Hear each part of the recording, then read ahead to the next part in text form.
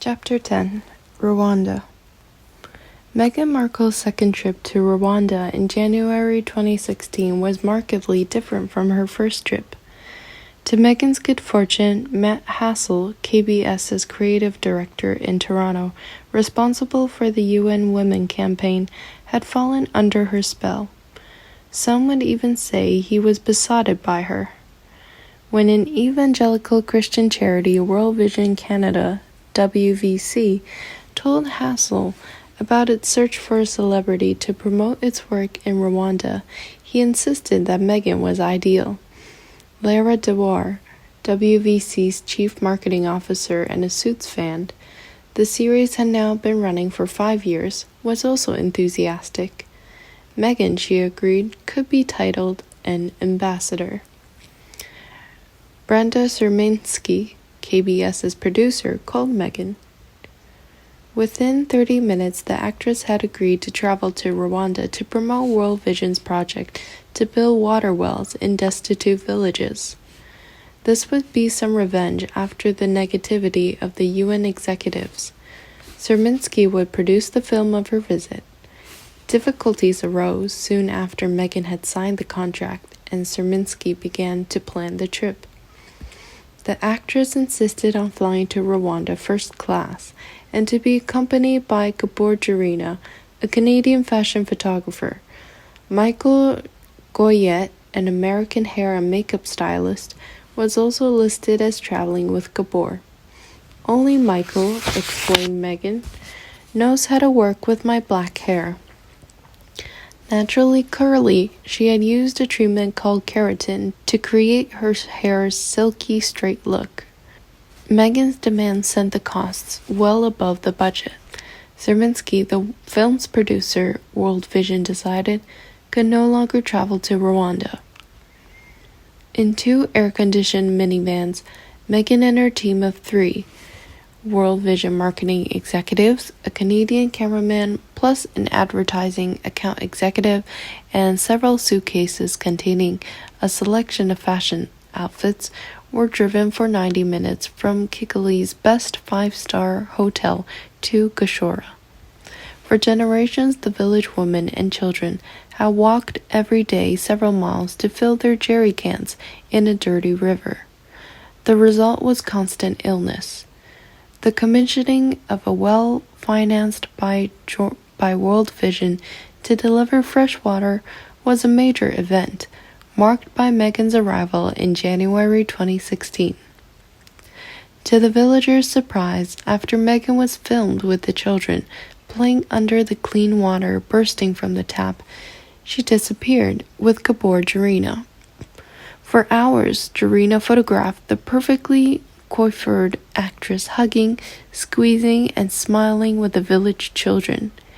Each pose was followed by a change of clothing. Meghan is a true humanitarian, Lara Dewar would say. Speaking of Meghan's authenticity, Dewar praised her involvement with the children, letting them sit on her lap for the photographer. Once she returned to the village, Meghan was filmed admiring children's paintings of their lives on paper supplied by the charity. The watercolor project, conceived by Matt Hassel's staff, illustrated the value of the charity's work to supply clean water. Strangely, Dewar would wrongly claim that Meghan was the creator of the project. Throughout the 4-day trip, Meghan was impeccably considerate to the accompanying team. She ensured there would be no repeat of her UN experience. Back in Toronto, Meghan hosted a party to raise funds for another well. Thanks to her, the Mulroneys and other Toronto stars came to Loomis, a downtown gallery, to see the children's paintings. Their money, Meghan explained to the guests, would allow more village children to go to school rather than spend their day carrying water. This water is not just the life source for this community, Meghan said in the video's commentary, but can really be a source for creative imagination and dreaming, and hoping for something even greater than they can imagine. You'll feel really good at the end of the day, knowing that you've been part of that. Her efforts that evening raised $15,000, about £9,000, enough to build another well. The box was ticked. At the end, Serminsky was puzzled. Celebrities using a desolate African village as the backdrop for fashion shoots was mind-blowing. Megan, she concluded, had opportunistically orchestrated the trip to pose as a philanthropist. Moreover, her ambitions were so obvious. She was on a path with visions of something good happening at the end, but her destination was unknown. Kaborjarina posted the fashion photographs on his website. 8 months later, they would be more valuable. The Rwandan trip coincided with the end of the 5th season of Suits. The series climax was to be Rachel Zane on the verge of marrying Mike Ross. At the last moment, the script was changed. Ross went to prison for fraud and told Zane he could not marry her. Filming the 6th series had started, and Series 7 was about to be commissioned. Megan's fee for Series 7 was increased to $175,000 per episode. The star, Gabriel Macht, who played Harvey Specter, was paid $500,000 per episode. Despite the reassurance of her improved fee, Megan sensed that Rachel Zane's life was nearing the end. Few TV series even lasted 7 seasons, and the end would be sudden. Although that proved unduly pessimistic, the network commissioned another 2 seasons. Megan was nervous about her professional fate. Once her contract ended, her acting career would need to be relaunched. Hollywood's traditions ruled that an actor's transition from TV to films was very difficult. Once the audience had identified an actor with one character, the actor needed an absence to restore their anonymity and then recapture public interest. In Hollywood, George Clooney was hailed as virtually unique, a pathfinder for finding a conspicuous success of that transition. Others, including Jennifer Aniston, would follow, but they had become global stars. Identified by the small audience as Rachel Zane, Megan would struggle financially during a fallow period while the same audience forgot Zane.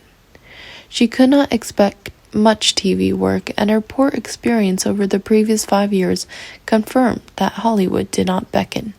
She needed to reassess her life. A break came during a trip to New York. To promote Suits, she reappeared on The Larry King Show. In a pre-prepared performance, she laid out her familiar presentation. First, her successful campaign against Procter & Gamble's advertisement, praise for President Kagame, and her campaign to empower women. I want to be a feminist and also feminine. No matter how you look, you should be taken seriously. Just be true to yourself. The other soundbites repeated the Tig's message of reassurance to women. You're more fabulous if you do something of value in this world. You must be kind to yourself. Talk to ourselves like we are our own best friend. You need to champion yourself. Portraying herself as modest, low-cost, and undemanding, she revealed that she liked to take risks but was vulnerable and alone. I don't have a mentor. I need a lot of help. I don't have a sound box. Finally, she advised viewers, if it's worth 5 minutes, then give it 5 years. Few would have realized that she was repeating Trevor Eggleston's pickup line. What she said was always so predictable. Once again, John Fitzpatrick afforded Megan a welcome break from Toronto's routine. The 3-star Fitzpatrick Hotel in central Manhattan was not the type of venue that Megan liked to be seen. In the midst of winter, she would prefer to have been holding her glass uptown in the Carlisle or the Mark. Brand Megan was about top-end luxury in clothes, food, and travel. She made the exception because Fitzpatrick had become her passport to the heart of America's political establishment. The garrulous Irish-American philanthropist offered her a chance to break the mold of her life in Toronto. On 17th February 2016, Fitzpatrick was hosting another fundraiser for Hillary Clinton. 30 rich Irish Americans were enjoying themselves in his private apartment with Bill Clinton. No one was insulted that Hillary could not break off from her campaign. Many were also delighted that Fitzpatrick had invited Liam Neeson, the star of Michael Collins, a Hollywood drama about the Irish revolutionary leader. For Fitzpatrick, who supported a united Ireland, Neeson Collins was a hero. Eagerly, Meghan agreed to be photographed standing between Neeson and Fitzpatrick. To her misfortune, the badly lit photo failed to portray her beauty. Moreover, it spoke volumes that Meghan's insignificance that the Hollywood star would later insist that he had never met Meghan. Despite the photograph, his memory about Meghan was blank. Meghan remained forgettable, but she did not forget the event. Hanging out among the famous in Clinton's world was an incentive to move on. Soon after the New York visit, Meghan flew to the Cayman Islands. Gina Nelthorpe Cohn had arranged for her to address a financial company's annual conference. Fixing the gig had been a hard sell. Meghan's main selling point was her low cost. As an unknown, her fee was $15,000 plus expenses and a business class air ticket. Her request for first class was rejected. Although Meghan could only make the same speech about women's rights that she had delivered to the UN in 2014 and every occasion since then, Nelthorpe Cohn promised a good performance.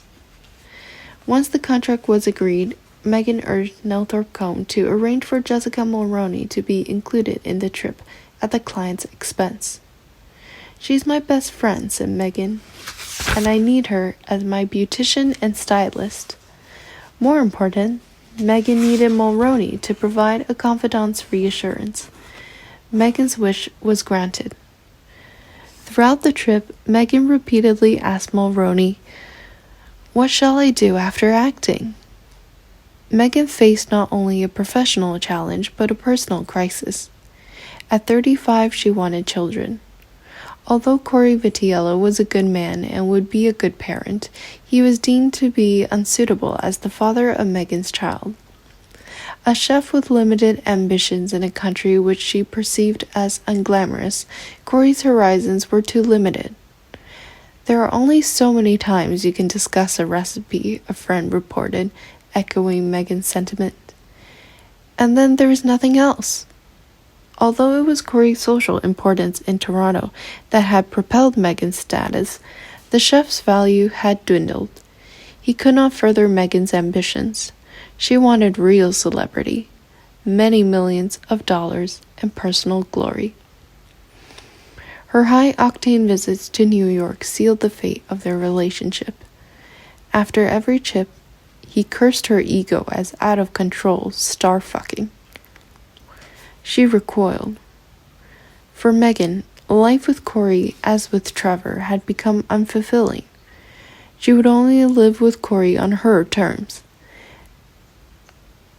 After one divorce, she would avoid another mistake. Repeatedly, she asked a friend whether she should end the relationship because, she revealed, she no longer loved Corey. Attempts over the previous year to find a new boyfriend had floundered. On several occasions, she had swapped messages with Matt Cardle, a winner of the television show The X Factor, suggesting that they meet. Her attempts ended after Cardle met the woman he eventually married. Approaches to other single celebrities while she lived with Corey remained unknown to the chef. Despite his suspicion, Corey tweeted that month, "I'm so proud of my lady." Professionally, she remained on the same spot on the treadmill. World Vision had reappointed her as a global ambassador, and she could also look forward to a second season filming her own Reitman's clothes collection. With her face across city billboards and on social media, she would be famous among Canadians. But as ever, that was not enough.